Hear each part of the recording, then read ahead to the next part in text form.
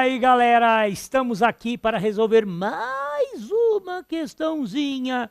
Dessa vez, a temática civilizações da América pré-colombiana. E é isso aqui que nós vamos fazer agora. Vamos lá? E olha, é uma questão grande, hein? Quando as embarcações de Colombo aportaram na América, de fato não a descobriram, pois muita gente já vivia em nosso continente. O que de fato ocorreu foi a integração da América ao continente europeu, ou mais exatamente à sociedade mercantil. Há quem pense que essa integração foi um favor que os europeus civilizados prestaram aos indígenas bárbaros. Isso não é verdade. As sociedades nativas eram socialmente muito complexas e desenvolvidas, e sua incorporação teve custos humanos imensos, graças aos massacres cruéis perpetrados pelos cristãos civilizados da Europa.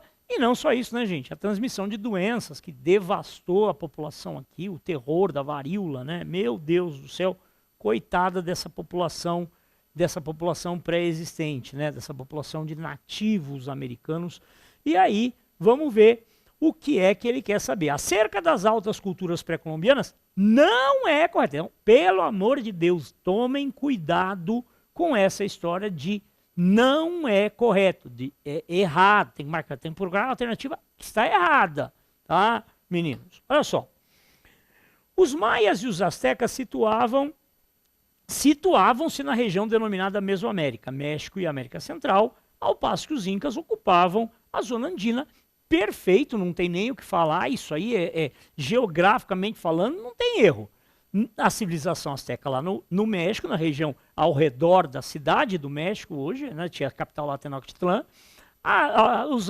os maias na região do Yucatán, né, sul do México, Guatemala, Costa Rica, Honduras, e o pessoal, os incas, aqui na região dos Andes. Era muito extenso o império, porque é um império andino, né, então realmente era uma região muito extensa. A capital, no caso, ficava no Peru, né, a cidade de Cusco.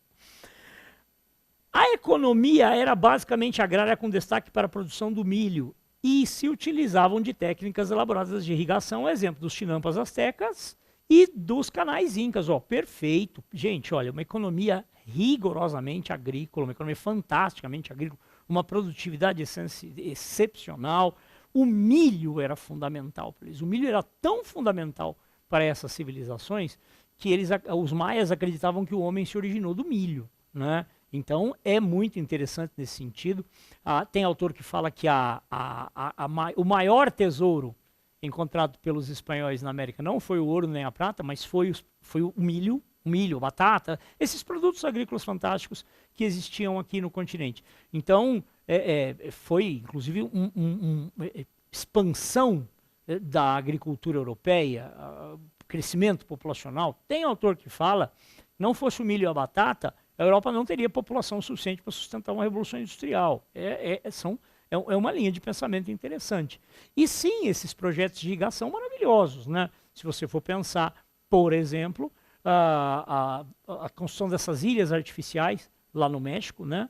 E a construção de canais de irrigação. Gente, eu estive recentemente no Peru e você ainda tem canais construídos pelos incas por onde ainda passa água. Esses canais têm 600 anos e ainda corre água lá. E eu falo, gente, com o negócio com 600 anos funcionando, eu tô com 50 e já tô quase desligando aqui, gente, pelo amor de Deus. Tá? Então, beleza, certíssimo.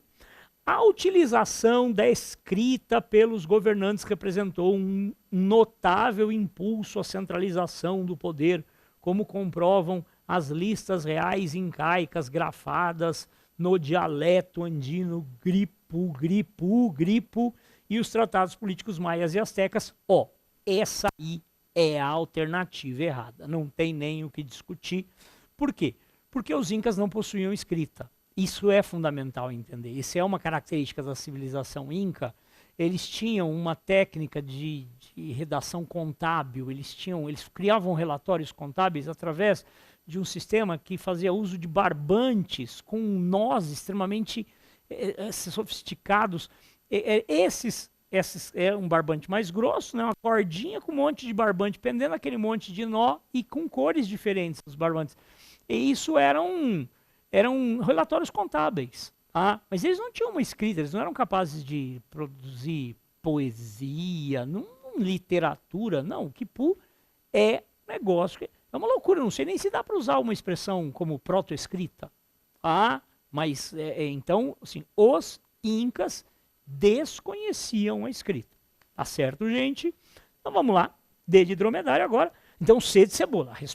A resposta errada é C de cebola.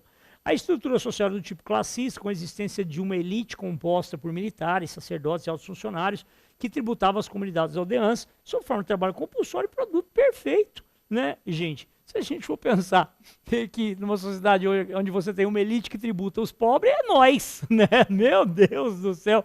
Agora, eu achei interessante o uso da expressão classista, né? Eu tendi a ver melhor como uma sociedade estamental, né? Mas usou a expressão classista, sim, é isso aí mesmo. Você tem uma elite que tributa a população mais pobre. A política e a religião se encontravam intimamente unidas, razão pela qual a monarquia se revestia de um caráter sagrado, exemplo da eleição do Tlatoani Azteca, realizada sob inspiração divina, e do título de Filho do Sol, atribuído ao soberano Inca. É isso aí mesmo, meninos. Você tem aí uma sociedade bastante, um estado teocrático, né? Nesse sentido, lembra as civilizações da antiguidade, né? Das civilizações como, por exemplo, Egito e Mesopotâmia, tem toda essa ideia do caráter sagrado do governante, o Inca.